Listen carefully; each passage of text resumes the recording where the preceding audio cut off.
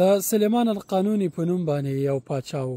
دی د مرګ په بستر پروت و. له خلکو یې غوښتنه وکړه چې کله زه مړ شوم نو زما د لاس له تابوته را بهر کړئ، همداسې بهر یې پرېږدئ، د دې لپاره چې خلک پوه شي چې حتی پاچا هم له دنیا نه خالي او تش لاس لاړو. له دنیا نه موږ ټول تش لاس ځو. ښایسته کور جوړ کړه خو قبر دی له یاده مه باسه.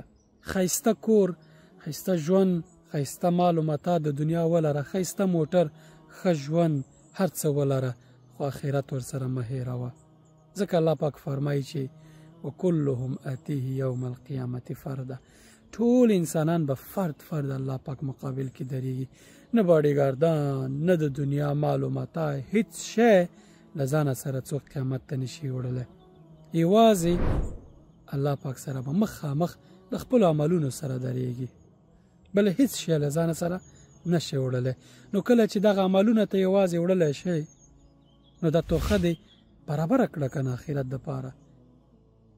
داسې مال او متاع وګټه چې د هغه د آخرت د ګټلو لپاره د وسیلې په توګه استفاده کړي.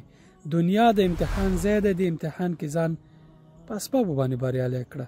ښه مال وګټه، ښه ځان مالداره کړه، هر څه ولره، خو الله پاک راضي ساته.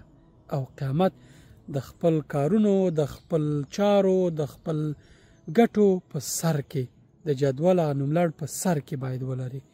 همیشه آخرت پر هر څه لومړی کوه، نو د دنیا هر څه ګټه باک پکې نشته، خو حلال.